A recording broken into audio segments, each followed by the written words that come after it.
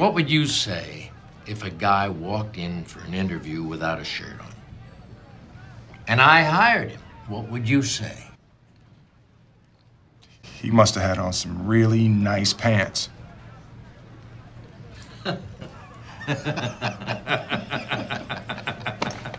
Remember in the movie The Pursuit of Happiness when Will Smith's character asks Jay Thistle how he made his money and then decides to follow that exact path to pull himself out of poverty and become a stockbroker? There's a reason why Hollywood made a movie about this. It's one of the exceedingly rare times a person has achieved financial success by following the advice of a rich person. It's so unbelievably uncommon that it warranted a $55 million budget to bring to life. In the movie, Will Smith's character Chris Gardner is competing for a position with 20 other unpaid interns. That means for 19 other folks who received the same financial advice as Chris, it didn't pan out. Today, I'm telling you why you should stop taking financial advice from rich people. Make sure you stick around to the very end of this video to hear all the reasons why, and if you haven't subscribed yet, go ahead and do that to catch more videos like this one. Whenever the question of creating wealth comes up, it seems like the obvious answer is to look to people who are already wealthy. Google searches return blog posts like 7 things millionaires say they never do, and want to be rich? Do as the rich do. On the surface, this makes sense. After all, those who have the wealth we desire did the right things to obtain it, so we just follow their advice, right? Well, not exactly. Just because someone is wealthy does not make them a financial expert. Rich people are rich because within their very specific set of circumstances, they inherited, invested, or created in a way that allowed their money to work for them. Most times, those specific results cannot be duplicated with different variables. When we look at wealthy people, we see the end result. We don't see the beginning or the process. And those are the only important parts to understanding their success. Wealthy people love to say things like, "Stop buying Starbucks and you can afford a house," when they in fact were lucky enough to be in a position to buy a house at the bottom of the housing market. Or they talk about the importance of waking up at 4 a.m. every day, meditating for 3 hours, and eating like monks. Meanwhile, Elon Musk probably goes to sleep at 4 a.m. and barely has time to take a dump in peace, let alone meditate for 3 hours. And Warren Buffett eats McDonald's every day. But I digress. Let's dig into some of the terrible advice rich people have given. First up, Michael Bloomberg. The entrepreneur and politician got his start in life as the son of the man the Bloomberg Center at the Harvard Business School was named after. When he was fired from his first job at Salomon Brothers, he was paid $10 million in equity, which he used to start his own business. Over the next 2 decades, Bloomberg LP launched a series of ancillary products, including Bloomberg News and Bloomberg Radio. He left his position as CEO in the early 2000s to pursue his political career, the highlight of which was a mostly successful 12-year run as New York City mayor. He stirred interest in a possible run for the presidency in 2016, but it wasn't until the 2020 election that he officially entered the race, self-funding his campaign. Obviously, that campaign was unsuccessful. Bloomberg has an estimated net worth of nearly $77 billion and ranked 12th on the 2022 Forbes Billionaires list. If there's anyone you want to take financial advice from, it'd be this guy. Yet in 2015, when a caller to his radio program asked him to impart some personal tips for success, Bloomberg's response was mostly the same cliché advice we've heard 1,000 times already. Take risks. Don't stop learning, stuff like that. And then it took a turn for the worse. Bloomberg told the caller, "I always tried to be the first one in the morning and the last one to leave at night. Take the fewest vacations and the least time away from the desk to go to the bathroom or have lunch. You gotta be there. I mean, everybody says, oh, that's crazy. But if you want to succeed, you can't control how lucky you are. You can't control how smart you are. But you can control how hard you work, so that's the first thing." That's right, billionaire Mike Bloomberg's big financial advice: don't leave your post for anything. And it wasn't the first time he gave this advice, saying as early as 2011, "Don't ever take a lunch break or go to the bathroom, you keep working."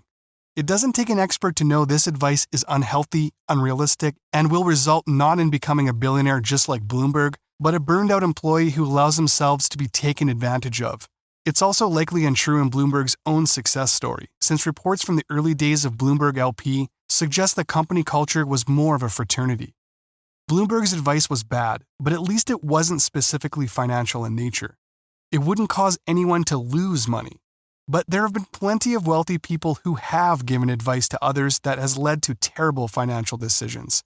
Take Grant Cardone, for instance. In case you aren't familiar, Cardone is an international businessman and motivational speaker.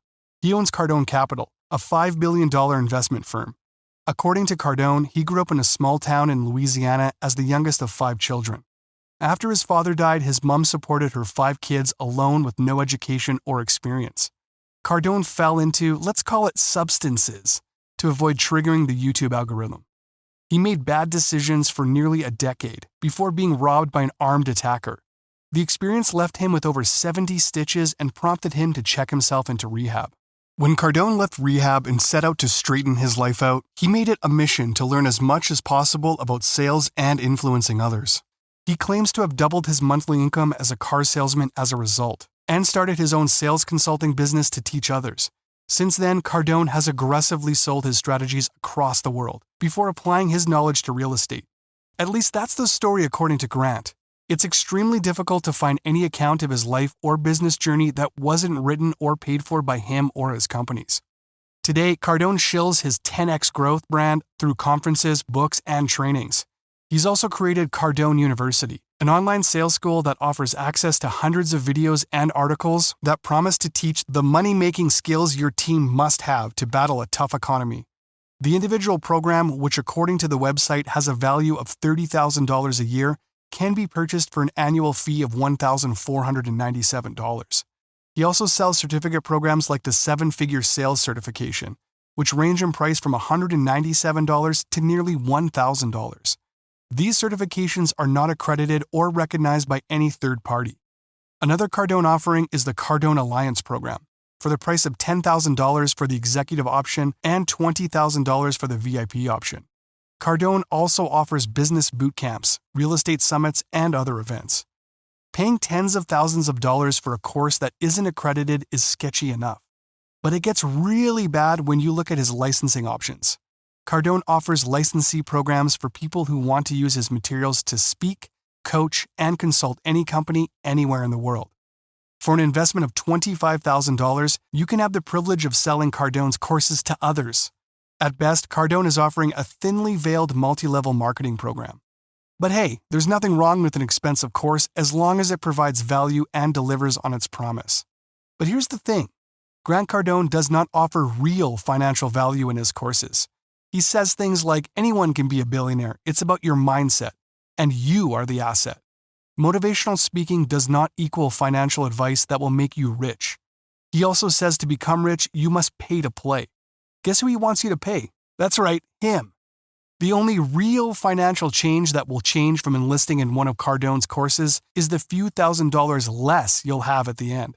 The Trustpilot reviews for Cardone University reveal account after account of customers feeling scammed, admitting there is no content beyond what is already available for free on YouTube, and that most of the program is a sales pitch for other Cardone offerings.